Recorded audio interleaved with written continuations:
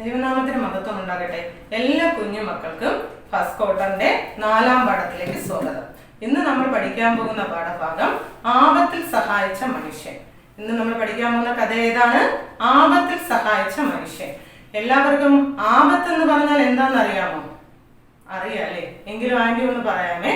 നമ്മുടെ ജീവിതത്തിൽ പ്രതീക്ഷിക്കാതെ നമുക്ക് സംഭവിക്കുന്ന അപകടം. നമ്മൾ ഒരിക്കലും അത് പ്രതീക്ഷിച്ച് കാണില്ല, പക്ഷെ നമ്മുടെ ജീവിതത്തിൽ പെട്ടെന്ന് നമ്മുടെ ജീവൻ എന്തെങ്കിലും ദോഷം വരുന്ന ഒരു അവസ്ഥയാണ് ആപത്തെന്ന് പറയുന്നത്. എല്ലാവർക്കും മനസ്സിലായോ? ഉദാഹരണമായി പറഞ്ഞാൽ, നമ്മൾ റോഡിൽ കൂടി യാത്ര പോകുമ്പോൾ നമ്മൾ പോകുന്ന വാഹനം ഒന്ന് അറിയാതെ ഏതെങ്കിലും വാഹനവുമായി തട്ടിയാൽ പെട്ടെന്ന് നമ്മൾ പ്രതീക്ഷിക്കില്ല, പെട്ടെന്ന് നമ്മുടെ ആ വാഹനത്തിൽ നിന്ന് നമുക്കുണ്ടാകുന്ന അപകടം, അതാണ് ഈ ആപത്ത്. അപ്പോൾ നമുക്ക് എന്ത് പറ്റും? ശരീരത്തിൽ ചെറുതായിട്ട് മുറിവുകളോ വേദനകളോ, അങ്ങനെ നമ്മൾ പ്രതീക്ഷിക്കാത്ത സമയത്ത് നമുക്ക് ഉണ്ടാകുന്നതാണ് അപകടം.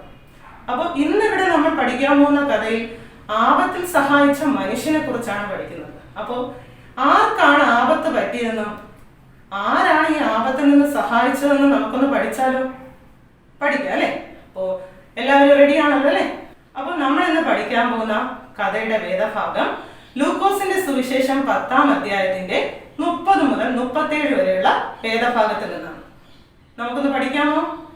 ഇത് യേശു പറഞ്ഞ ഒരു ഉപമയാണല്ലേ? അപ്പോൾ ഈ ഉപമയിൽ കൂടി യേശു അപ്പച്ചൻ എന്താണ് നമ്മളോട് പറയുന്നതെന്ന് നമുക്ക് പഠിക്കണം. അപ്പൊ എല്ലാവരും ശ്രദ്ധ വെച്ച് കേൾക്കുമല്ലോ.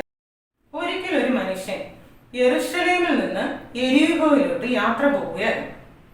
എവിടെ നിന്ന് എവിടേക്കാണ്? യെരൂശലേമിൽ നിന്ന് യെരിഹോയിലേക്ക് യാത്ര ചെയ്യാൻ. അപ്പൊ ഈ യെരൂശലേമിൽ ഒരു പ്രത്യേകത ഉണ്ടായിരുന്നു. എന്താണ് പ്രത്യേകത എന്നറിയാമോ? ഈ യെരൂശലേമിലാണ് യഹൂദന്മാർ ആരാധിച്ചിരുന്ന ആലയമുള്ള സ്ഥലം. മനസ്സിലായോ? യഹൂദന്മാരുടെ ആരാധന ആലയമുള്ള സ്ഥലമായിരുന്നു യെരൂശലേം. അപ്പൊ ഈ മനുഷ്യൻ യാത്ര പോവുകയായിരുന്നു.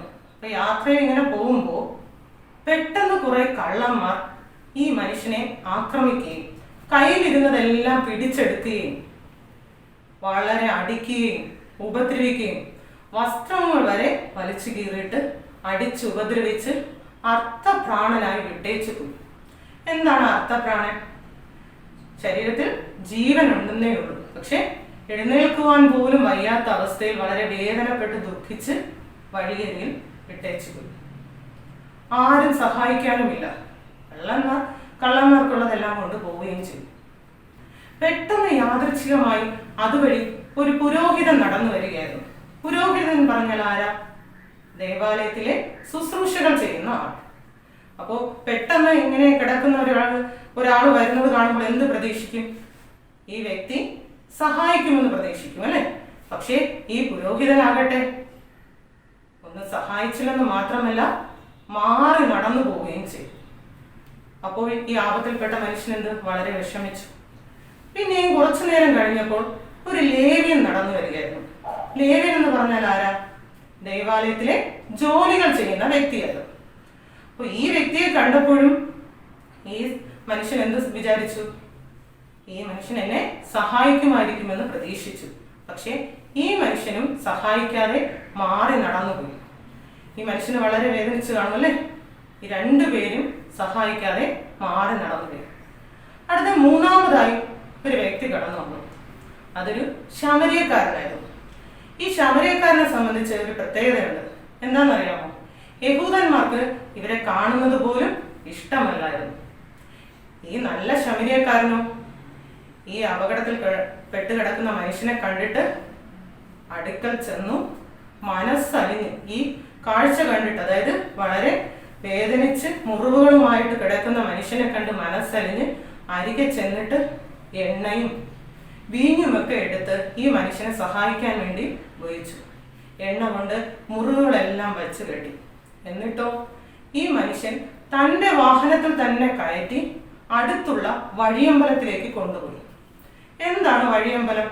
അറിയാമോ എല്ലാവർക്കും? ആന്റി പറയാമേ. വഴിയമ്പലം എന്ന് പറഞ്ഞാൽ ഇന്നത്തെ ഹോട്ടലുകളിലെ, അതായത് ദൂരെ യാത്രയൊക്കെ കഴിഞ്ഞ് വരുന്നവർ റെസ്റ്റ് എടുക്കാൻ വേണ്ടിയിട്ട് ഇന്ന് നമ്മൾ ഉപയോഗിക്കുന്നില്ലേ ഹോട്ടലുകൾ, അതുപോലെ പണ്ട് കാലങ്ങളിൽ ഉപയോഗിച്ചിരുന്നതാണ്. ദൂരദേശ യാത്രകൾക്ക് പോകുമ്പോൾ വിശ്രമിക്കാൻ വേണ്ടിയിട്ട് കയറുന്ന സ്ഥലം, വഴിയമ്പലം. അതിന് സത്രം എന്നും പറയാറുണ്ട്. അപ്പോൾ ഈ സ്ഥലത്തേക്ക് ഈ ശമര്യക്കാരൻ ഈ അപകടത്തിൽപ്പെട്ട മനുഷ്യനുമായി യാത്ര ചെയ്തു. അവിടെ ചെന്നതിന് ശേഷം അവിടെ ഉണ്ടായിരുന്ന ഈ വഴിയമ്പലം നടത്തുന്ന ആളുണ്ടല്ലോ, ആ വ്യക്തിക്ക് പിറ്റേന്നാൾ പുറപ്പെട്ടു പോകുമ്പോൾ വെള്ളിക്കാശ് കൊടുത്തിട്ട് പറയും, ഈ അപകടത്തിൽപ്പെട്ട മനുഷ്യനെ രക്ഷ ചെയ്യണം. രക്ഷ എന്ന് പറഞ്ഞാൽ എന്താണ്? ഈ മനുഷ്യന് വേണ്ടതെല്ലാം ചെയ്തു കൊടുക്കണം. വെള്ളിക്കാശ് കൊടുത്തല്ലോ, അത് തികയാതെ വന്നാൽ ഞാൻ മടങ്ങി വരുമ്പോൾ തന്നുകൊള്ളാമെന്നും ഈ ശമര്യക്കാരൻ ആ വഴിയമ്പലം നടത്തുന്ന ആളോട് വാക്കു പറഞ്ഞു. എന്നിട്ട് എന്ത് ചെയ്തു? ശമര്യക്കാരൻ യാത്ര. കൂട്ടുകാരെ, ഈ 3 പേരിൽ ആരായിരിക്കും ഈ അപകടത്തിൽപ്പെട്ട മനുഷ്യനെ സഹായിച്ചതിൽ നല്ല കൂട്ടുകാരനായി തീർന്നത്? നിങ്ങളൊന്ന് പറഞ്ഞേ, ആരായിരിക്കും? പുരോഹിതനാണോ? ആണോ? അല്ല അല്ലേ. പുരോഹിതൻ എന്താ ചെയ്തേ? വന്നിട്ട് വഴിമാറിപ്പോയി അല്ലേ. ലേവ്യനാണ് അടുത്തതായി വന്നത്. ലേവ്യനാണോ? അതുമല്ല അല്ലേ. ലേവ്യനും വന്നിട്ട് വഴിമാറിപ്പോയി. അതേസമയം ശമര്യക്കാരനാണോ? ആണല്ലേ. ആ മനുഷ്യനോട് ഇത്രയും കരുണ കാണിച്ചത് ശമര്യക്കാരനാണല്ലേ. അപ്പൊ ആരാ നല്ല കൂട്ടുകാർ? ഈ നല്ല ശമര്യക്കാരനാണ് നല്ല കൂട്ടുകാരൻ. അപ്പോ യേശുവപ്പച്ചൻ എന്താണ് ഈ ഉപമയിലൂടെ നമ്മളോട് പറയുന്നത്? എന്താണ്? നമ്മളും ഇതുപോലെ കൂട്ടുകാരെ ആപത്തിൽ സഹായിക്കണം, മറ്റുള്ളവർക്ക് നന്മ ചെയ്യണം. ഇതല്ലേ യേശുവപ്പച്ചൻ നമ്മളോട് പറയുന്നത്? അപ്പോൾ നിങ്ങൾ എല്ലാവരും നിങ്ങളുടെ കൂട്ടുകാർക്ക് നല്ല ബെസ്റ്റ് ഫ്രണ്ട് ആയിരിക്കുമോ? ആയിരിക്കുമോ?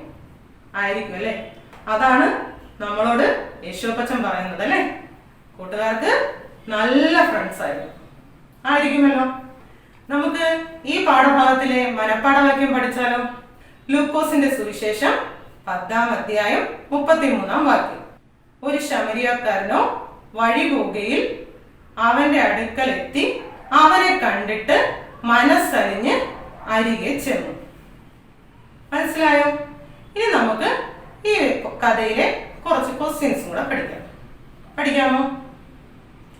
ഒന്നാമത്തെ ക്വസ്റ്റ്യൻ, ഈ മനുഷ്യൻ എവിടെ നിന്ന് എവിടേക്കാണ് യാത്ര ചെയ്തത്? എവിടെ നിന്നാണ് പോയത്? യെരുശലേമിൽ നിന്ന് എരിഹോവിലോട്ട്. എവിടേക്കാണ്? യെരുശലേമിൽ നിന്ന് എരിഹോവിലോട്ടാണ് യാത്ര ചെയ്തത്.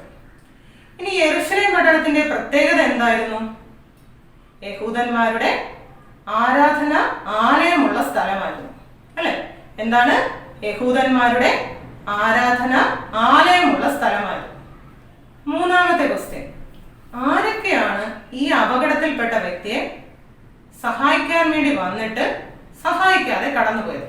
ആരൊക്കെയാണ്? പുരോഹിതൻ, ലേവ്യൻ. ആരൊക്കെയാണ്? പുരോഹിതനും ലേവ്യനും. ആരാണ് ഈ അപകടത്തിൽപ്പെട്ട വ്യക്തിയെ സഹായിച്ചത്? അതാണ് നാലാമത്തെ ക്വസ്റ്റ്യൻ. ആരാണ്? ശമര്യക്കാരൻ അല്ലെ. ആ നല്ല ശമര്യക്കാരൻ. ഈ പാഠത്തിന്റെ ഗുണപാഠം എന്താണ്? ആപത്തിൽ മറ്റുള്ളവരെ സഹായിക്കണം. എന്താണ്? ആപത്തിൽ മറ്റുള്ളവരെ സഹായിക്കണം. ഇതാണ് ഇന്നത്തെ കഥയിലെ ഗുണപാഠം നമ്മൾ പഠിച്ചത്. എല്ലാവർക്കും മനസ്സിലായോ? ഇന്നത്തെ പാഠം ഇവിടെ കഴിയുന്നു. അടുത്ത പാഠവുമായി അടുത്ത ക്ലാസ്സിൽ കാണാം. God bless you.